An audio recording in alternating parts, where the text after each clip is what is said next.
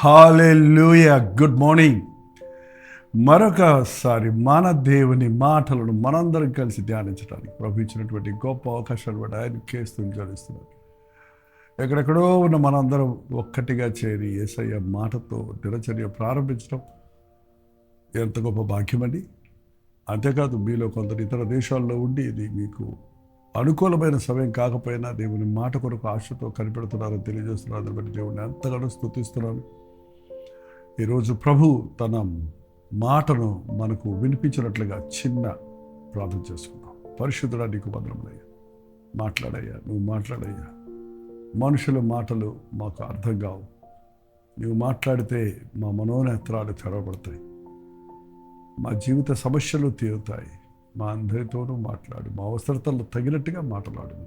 క్రీస్తు నామములో అడుగుచున్నాను తండ్రి, ఆమేన్. దేవుని స్తోత్రం. వాక్యం ధ్యానిస్తున్నాము అంటే దేవుని మాటలు మనం వింటున్నామని అర్థం అండి. అవును, చాలామందికి చాలా విషయాలు అర్థం కావు కదా. మనకు అన్నీ తెలుసా? తెలియదు కదా. చాలా విషయాలు మనకు తెలియకపోయినా మనం వాటిని వాడుకుంటున్నాం, ఉపయోగించుకుంటున్నాం, నమ్ముతున్నాం. వాటిని మన జీవితాల్లో భాగంగా మారిపోయినాయి. ఉదాహరణ, సెల్ ఫోనే ఉందనుకోండి. సెల్ ఫోన్ టెక్నాలజీ మనకు తెలుసా? ఎలా అది మన చేతుల్లోకి పనిచేస్తుంది? ఎక్కడో ఉన్న మాటలు, ఈవెన్ వీడియోలు, ఇప్పుడు వీడియో కాల్స్, అవన్నీ మన సెల్లోకి ఏ వైరు లేకుండా, ఏ కనెక్షన్ లేకుండా ఎట్లా వస్తున్నాయి? ఇంత చిన్న సెల్ ఫోన్లో ఇంత పెద్ద ఇన్ఫర్మేషన్ ఎలా ఉంది అన్నది మనకి అర్థమవుద్దా? నాకు అర్థమైతే కానీ, నాకు ఎక్స్ప్లెనేషన్ ఇస్తే కానీ, నాకు ఎందుకు ఎలా వస్తుందో మీరు చెప్పే వరకు నేను సెల్ వాడను, నాకు వద్దు ఆ సెల్ ఫోన్ అన్నాం అనుకోండి, నష్టం ఎవరికండి? చాలామంది అదే సమస్యలో ఉన్నారు. దేవుడిని నమ్ముకోమంటే నమ్ముకోవాలా? ఎందుకు? దేవుడు ఉంటే కనబడమనండి, రుజువు చేయమనండి. దేవుడు ఉంటే నాకు ఇది చేసి పెట్టమను, అది చేసి పెట్టమను, ఇది జరిగితే నమ్ముకుంటాను. దేవుడు ఎలా ఉంటాడో చెబితే నమ్ముకుంటాను, ఎక్కడుంటాడో చెబితే నమ్ముకుంటాను అని చాలామంది తర్కిస్తూ ఉంటారండి. ఎంతసేపు తర్కించినా, ఎంతసేపు తర్జనభర్జన చేసినా కొన్ని విషయాలు మనకి అర్థం కావు, అంతు పట్టదు. అసలు మనం నివసిస్తున్న భూగోళం తన చుట్టూ తను తిరుగుతూ సూర్యుడి చుట్టూ తిరిగి వస్తుంది. ఎంత వేగంగా తిరుగుతుందో తెలుసా? అయినా కూడా మనం ఏ కదలిక లేకుండా స్టేబుల్గా చక్కగా నిలబడగలుగుతున్నాం, భూమిలో నివసించగలుగుతున్నాం. ఇది ఎలా సాధ్యము అంటే సైంటిఫికల్గా దాన్ని ప్రూవ్ చేయొచ్చు, కానీ సామాన్య మానవులకి మనకు అర్థం కాదు కదా. అయినప్పటికీ దేవుడు ఉన్నాడు, ఆకాశాన్ని భూమిని సృష్టించిన వాడని నమ్ముతాం. నమ్మాలి. నేను నమ్మనంటావా? నష్టపోతాం. నమ్మకపోతే నష్టపోతాం. ఆ బస్సు మీద బోర్డు ఉంది, పలానా ఊరు వెళ్తుందని. నమ్ముతున్నావు, ఎక్కి కూర్చుంటున్నావు. ఆ బస్సు డ్రైవర్ ఎవరో ఒక ఆయన ఉన్నాడు. కొన్నిసార్లు పొట్టిగా ఉంటారు, వీక్గా ఉంటారు, సన్నగా ఉంటారు. ఇంత పెద్ద బస్సు నువ్వు నడపగలవా? నీకు డ్రైవింగ్ లైసెన్స్ ఉందా? నువ్వు డ్రైవింగ్ లైసెన్స్ చూపిస్తేనే బస్సు ఎక్కుతారని సవాల్ చేసావు అనుకో, నష్టం ఎవరికండి? ఎక్కకపోతే పోవాయా అంటాడు, అంతే కదండి. అలాగే మరి దేవుని విషయాలు వచ్చినప్పుడు మనకి నమ్మటం వల్ల అద్భుతాలు చూడగలుగుతాం, కానీ అన్నీ తెలిసిన తర్వాత, నిరూపించబడిన తర్వాత నమ్ముతానంటే దానివల్ల ప్రయోజనమే లేదు. బైబిల్లో నికోదేము అనే ఒక పరిసయ్యుడు ఉన్నాడు. నికోడిమస్ పరిసయ్యుడు. అతడు వృద్ధుడు, అతడు బోధకుడు కూడా. అంటే అక్కడ బైబిల్ టీచింగ్ చేస్తున్నాడు అన్నమాట. అదే రోజులు బైబిల్ అనే మాటలేదు, కానీ లేఖనాలను ప్రబోధిస్తున్నాడు. ఆయన ఒక రాత్రి వేళ ప్రభు దగ్గరికి వచ్చాడంటే, ప్రభు దగ్గరికి వచ్చి ఓ ప్రశ్న అడిగాడు. నిత్య జీవానికి బోధకుడా, నిత్య జీవానికి నేను వారసుని అవ్వాలంటే ఏం చేయాలి? నిత్య జీవానికి, పరలోక రాజ్యానికి వెళ్ళాలంటే ఏం చేయాలి అని అడిగాడు. దానికి ప్రభు చెప్పాడు, 3వ అధ్యాయం 3వ వచనం, యోహాను సువార్త అందుకు యేసు అతనితో, ఒకడు కొత్తగా జన్మించితేనే గాని అతడు దేవుని రాజ్యమును చూడలేడని నిత్యముగా నీతో చెప్తున్నాను. నేను ఎలా పరలోకానికి వెళ్తే కొత్తగా జన్మిస్తేనే పరలోకానికి వెళ్తాము అంటే, వెంటనే ఆయన ముసలివాడే నా మనుష్యుడు ఎలాగూ జన్మించగలడు, రెండవ మారు తల్లి గర్భమందు ప్రవేశించి జన్మింపగలడా అని ఆయన అడిగాడు. అది ఎలా కుదురుద్ది? మళ్ళీ రెండోసారి పుట్టాలంటే మళ్ళీ తల్లి గర్భంలోకి వెళ్ళి పుట్టాలా? అది ఎలా కుదురుతుంది? కొత్తగా జన్మించడం అంటే ఏంటండి? మారు మనస్సు పొందటం అంటే ఏంటి? ఈ రోజుకి చాలామందికి అర్థం కాదు. ఇదిగో దేవుని రాజ్యం సమీపంగా ఉన్నది, మీరు మారు మనసు పొందండి అన్న బోధ ఈరోజు ఎవరు నమ్మటం లేదు, అంగీకరించటం లేదు, మారు మనసు పొందటం లేదు.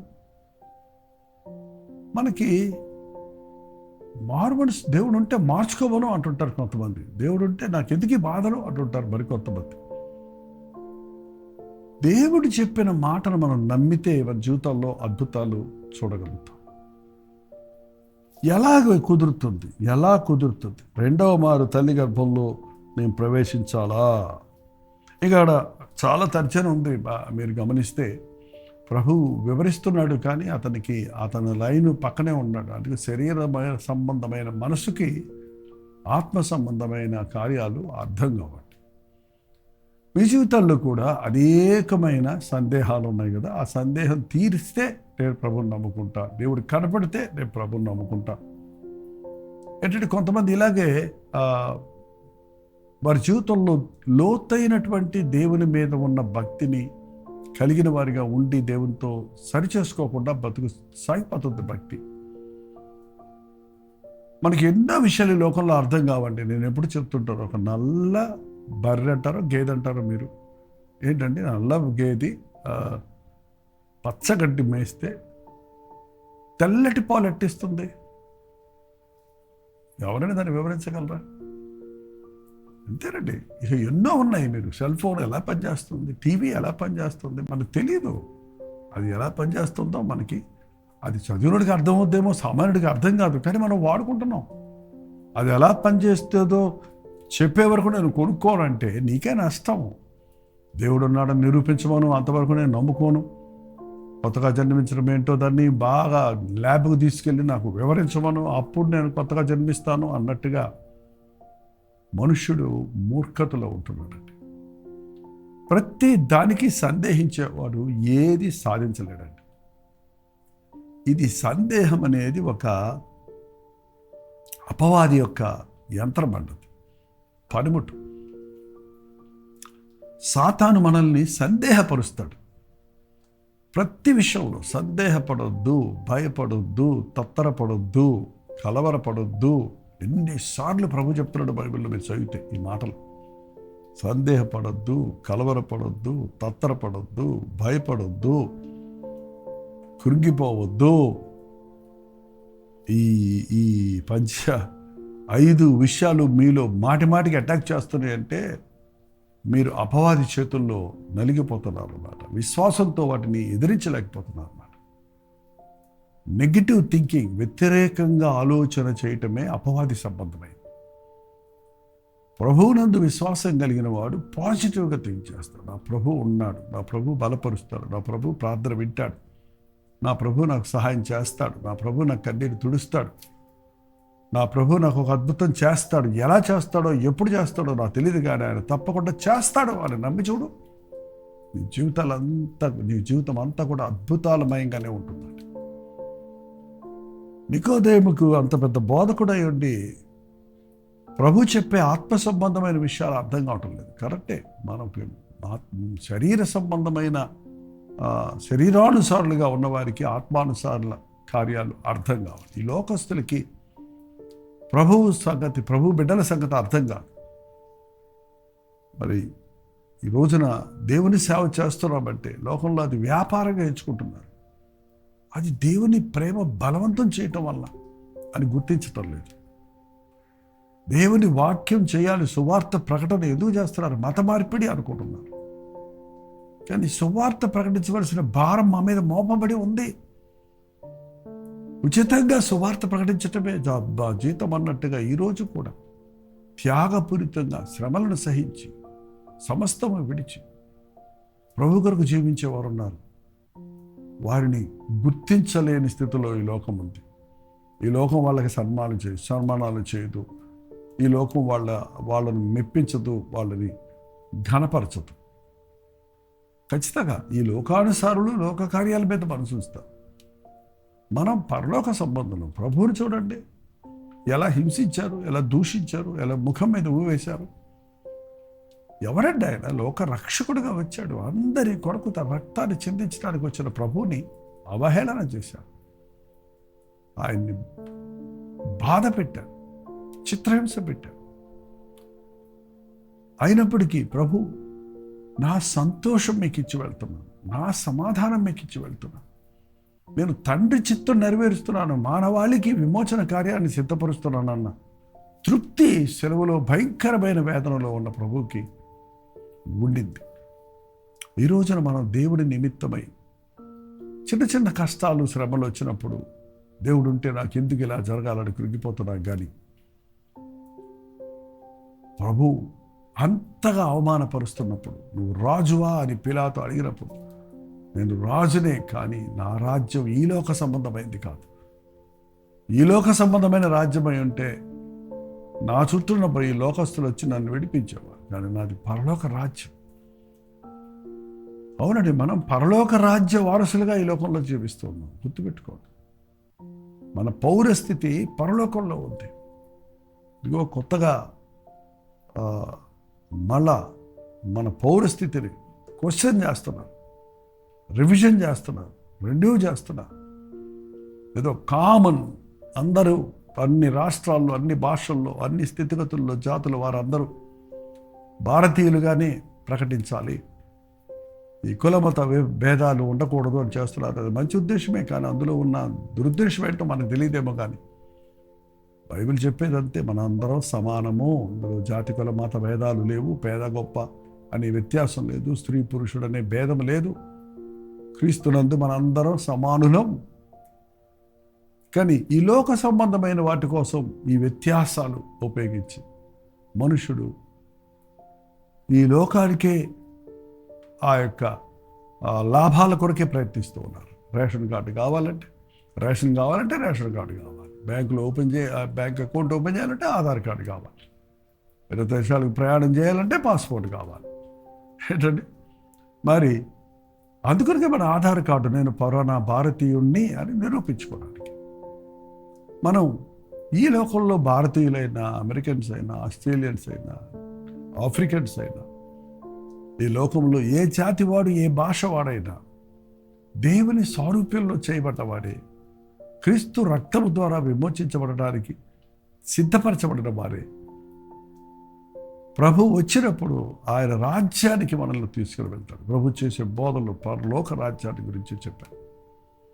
కాబట్టి ఈ రోజు నుంచి ఒకటి గుర్తుపెట్టుకోవడం, ఇంకా విస్తారంగా మీకు ఉదయమే చెప్పనవసరం లేదు, కానీ దేవుని విషయాలు వచ్చినప్పుడు సందేహపడకండి, విశ్వాసం ఉంచండి, దేవుడు చెప్పింది చెయ్యండి, దేవుడు చెప్పిన మాటకు లోపడండి. అర్థం కాకపోతే ఆయన్నే అడగండి, ఇంకొకరి దగ్గరికి వెళ్ళక్కర్లా. అర్థమయ్యేటట్టు చెప్తాడు మన ప్రభు.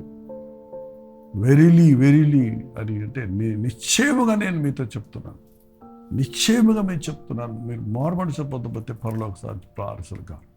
నేను భూ సంబంధమైన విషయాలు చెప్తుంటే నేను నీకోదేమో నువ్వు ఇంత భక్తిపరుడమై ఉండి నీకు అర్థం కావటం లేదు, నేను పర సంబంధమైన విషయాలు చెప్తే నువ్వు ఎలా గ్రహించుకుంటావు? చివరికి అఫ్కోర్స్ నీకోదేమో మారు మనసు పొందాడు కాబట్టి ప్రభు సిలువ వేసినప్పుడు ఆయన అరబిత యోసేపుతో కలిసి ఆయన సుగంధ ద్రవ్యాలను క్రీస్తు శరీరానికి ఉంచి సమాధిలో ఉంచినప్పుడు ఆయన అత్తరు తీసుకుని వచ్చాడు. ఆయన బహిరంగంగా బయటకు వచ్చి ప్రభువును అంగీకరించాడు అని తెలుస్తుంది. అవును, యేసుక్రీస్తుని నమ్మిన వారు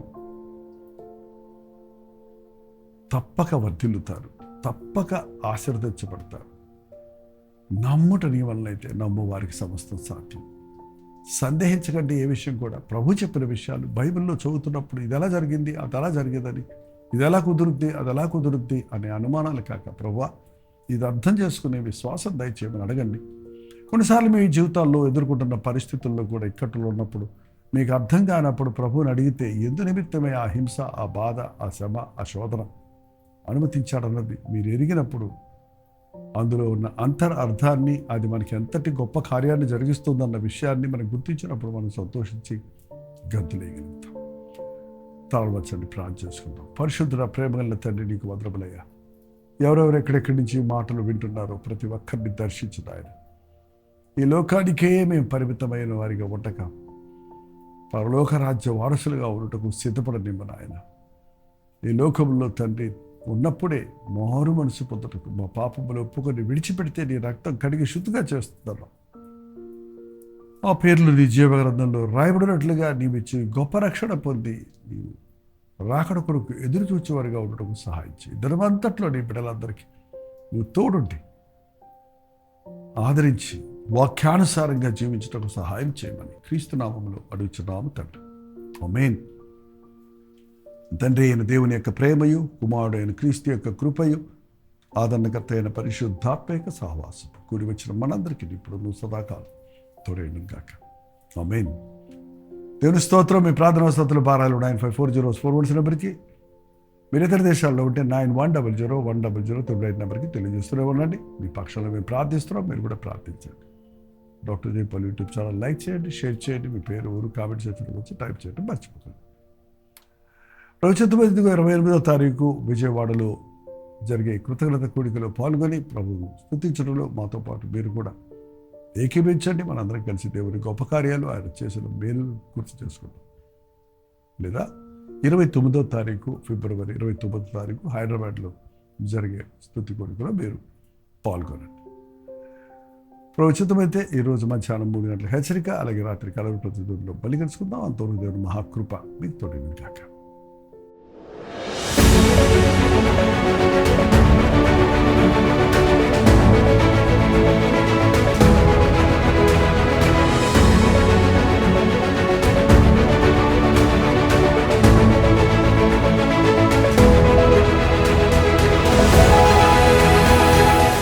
హల్లెలూయా. దేవుని మహాకృపలో గత 72 సంవత్సరాలుగా నా జీవితంలో దేవుడు చేసిన మేలును బట్టి, ఆయన చేసిన ఆశ్చర్య అద్భుత కార్యాలను బట్టి ఆయన్ని స్తుతించడానికి, నా పరిచర్యలో గత 54 సంవత్సరాలలో ఆయన కృప కనికరములు ఎలాగూ ఈ పరిచర్యలో అనేకులకు దీవెనకరంగా ఉన్నవోనన్నది గుర్తు చేసుకొని ఆయన యందు ఆనందించడానికి ఒక ప్రత్యేకమైన కృతజ్ఞత కూడికలను 28వ తారీఖు సాయంత్రం విజయవాడలోను, 29వ తారీఖు సాయంకాలం హైదరాబాదులోను ఏర్పాటు చేస్తూ ఉన్నాం. ఈ పరిచర్యల ద్వారా మేలు పొందిన మీరు మీ సాక్ష్యాలను పంచుకున్నట్లుగా, ప్రభువును మనందరం కలిసి స్తుతించి ఆరాధించినట్లుగా, రాగలిగిన వారు రండి. ఫిబ్రవరి 28వ తారీఖు సాయంకాలం 7 గంటల నుండి విజయవాడలోని మురళీ రిసార్ట్లో, పోరంకి, నిడుమానూర్ రోడ్, విజయవాడ. మరిన్ని వివరాలు కావాలంటే 8144123456 నెంబర్కి వాట్సాప్ పంపండి, లేకపోతే కాల్ చేయండి. అలాగే హైదరాబాదులో 29వ తారీఖు సాయంకాలం 3 గంటల నుండి లార్డ్స్ చర్చ్ ఆవరణలో జరుగుతుంది. 9100090003 అనే నెంబర్కి కాల్ చేయండి, లేదా వాట్సాప్ పెట్టండి. 893939393939 నెంబర్కి కూడా మీరు కాల్ చేయొచ్చు, లేక వాట్సాప్ పెట్టచ్చు. రండి, ఈ స్తుతి కృతజ్ఞత కూడికలలో పాల్గొనండి. మనందరం కలిసి దేవుడు మన ఎడల చేసిన తన అద్భుత ఆశ్చర్య కార్యాలను బట్టి ఆయన్ని స్తుతించడానికి, ఆయన సేవలో నమ్మకంగా నేను అంతం వరకు బ్రతుకున్నట్టు నా కొరకు ప్రార్థించడానికి, దేవుడు చేసిన మేలులను బట్టి మనందరం ఆర్భాటం చేసి ఆయనలో ఆనందించడానికి రండి, పాల్గొనండి, ఆశీర్వదించబడండి.